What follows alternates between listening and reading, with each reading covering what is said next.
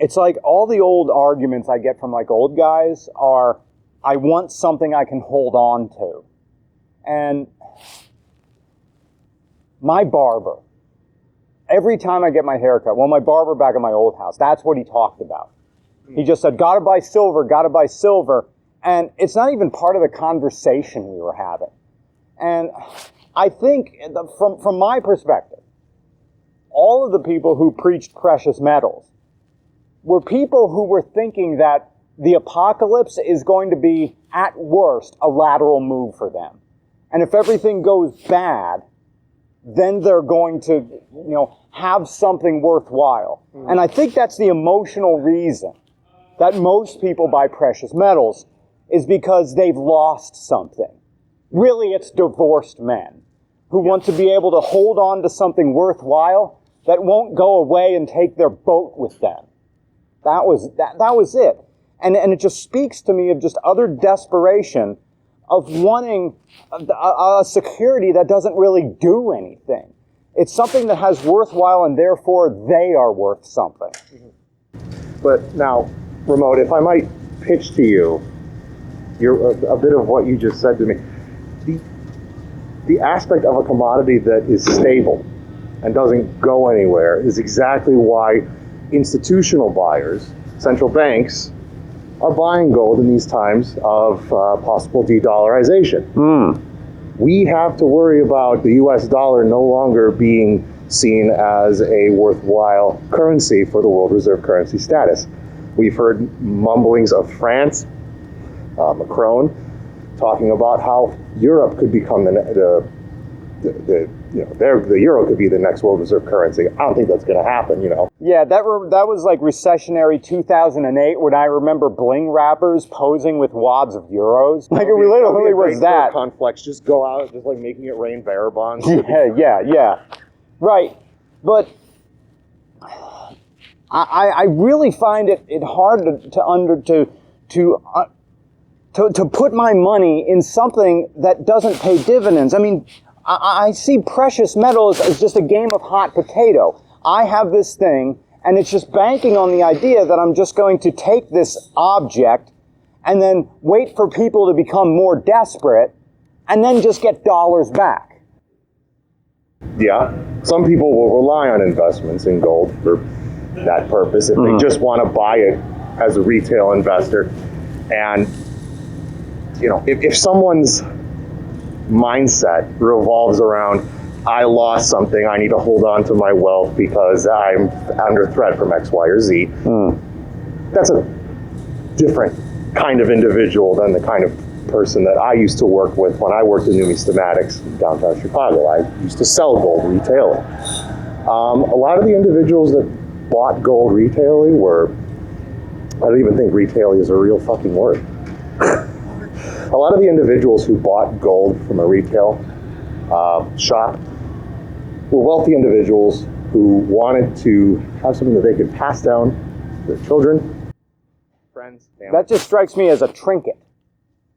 When it's a $50 Canadian maple leaf coin minted by the Central Bank of Canada, South African Cougaran, is it a real trinket? All right, well, it does have melt value. Yeah. Because humans find shiny metal pretty. That is true. Yeah. Now, these are people who want the physical object with them. Yeah. Now, what are these people buying millions of dollars in it? They're not actually hoarding gold bars, right? Some central banks are. The Chinese Communist Party has been one of the biggest buyers of gold in the last 10 years. And it's to stabilize yuan against U.S.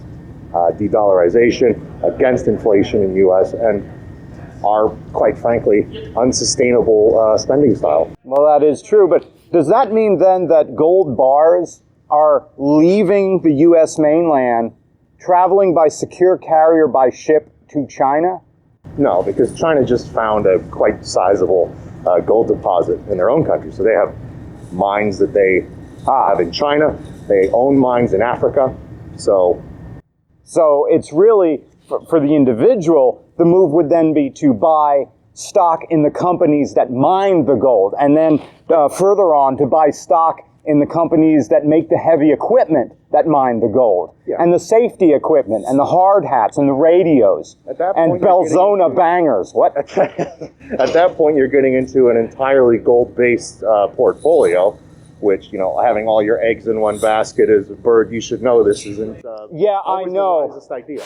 50% of my portfolio was Apple.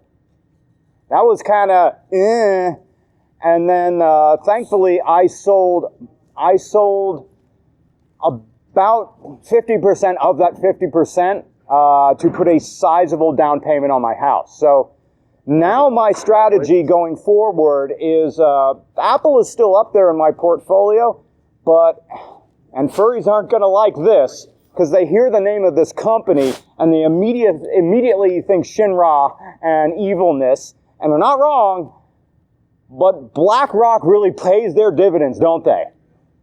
But I know we're talking about gold here, not land. But when it comes to, you know, clipping coupons on something like BlackRock, do you want to be right or do you want to make money? I want to make money. That's the name of the game. So That's a book, by the way. Do you want to be right or do you want to make money? Expensive Book, but it's a worthwhile read on the psychology of becoming an investor. Who wrote it? I have no fucking idea. Oh, okay. I forgot. If an individual with a traditional, take for myself, a Charles Schwab account, am I able to purchase precious metals through that? If you buy gold shares, as in GLD, then yes, but not the physical asset. If you're talking about buying like gold coins, or like or you just want to buy gold stocks. Gold stocks. Oh, then yeah, you can buy, you know, IAG, for example. It's one that I've owned in the past. IM Gold. Really? Particularly volatile stock because they had some mines in a couple of areas that were not so great. Yeah.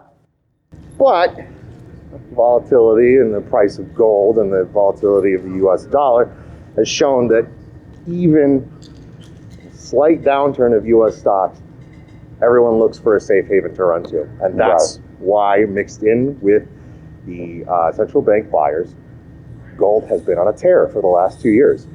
Now, gold's going to go to 4,000. By this time next year, I feel like you and I will be standing here probably talking about how gold's at 4,000 going to 4,500 an ounce.